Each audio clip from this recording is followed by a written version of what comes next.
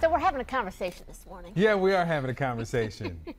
If snowflake falls in September, is it winter weather?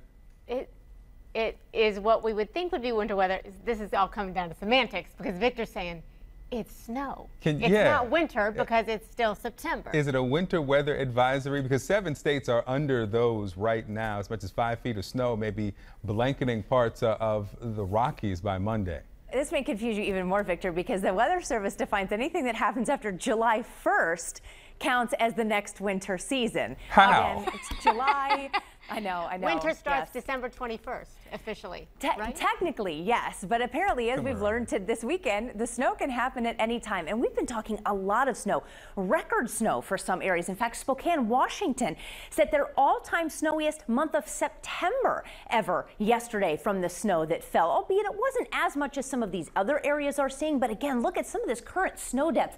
You're looking at 12, 18, 24 inches of snow. And here's the thing, it's still snowing.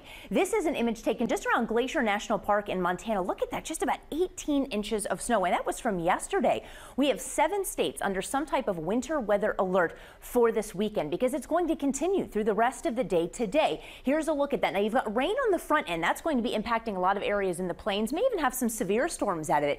But on the back half of this, that's where we're talking about snow and very heavy snow. Some of this coming down at several inches an hour in some of these cases. So yes, in the lower lying areas, maybe only about an additional 2 to 4 inches is expected from here on out. But those higher elevations, the mountains, you could still be looking at an additional foot of snow on top of what they already have. And if that wasn't bad enough, it just feels really cold outside. When you factor in the temperature and the wind, it's going to feel like 20 degrees when folks in Helena wake up this morning. 32 in Billings, 24 is all the warmer it's going to feel like in Spokane when you get up this morning. But an entirely different story on the other half of the country, about 170 possible record highs over the next several days. And here you go, Victor and Christy, just for you.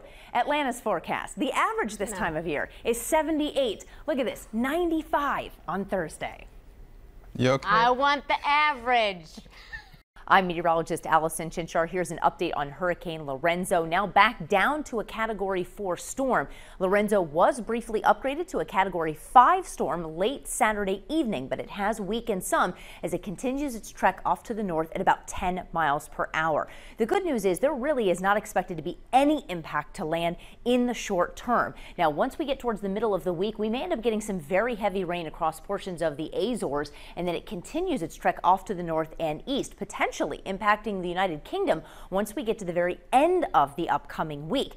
Those impacts would be very heavy rain and very gusty winds. Now, there is still some discrepancy on exactly where this storm may end up going. The majority of the tracks really do want to focus over towards the United Kingdom, but there are some that want to circle it back towards Greenland. Here's why. This is Lorenzo as it slides up. Here you can see it brushing past the Azores and eventually heading towards the United Kingdom. 2 different solutions may end up happening. This next storm that you see out here may end up just pushing Lorenzo towards Europe at a pretty fast pace. The other option is it gets pulled up into the northern portion and steered back towards Greenland. At this point in time, it is still pretty far away to determine exactly where this storm is going to go, so we'll have to keep a close eye on the track in the next coming days. The good news is all of the models agree that in the short term, this is not going to have any impact on any land, whether it's the Azores, the United States, or even South America in the next 36 hours.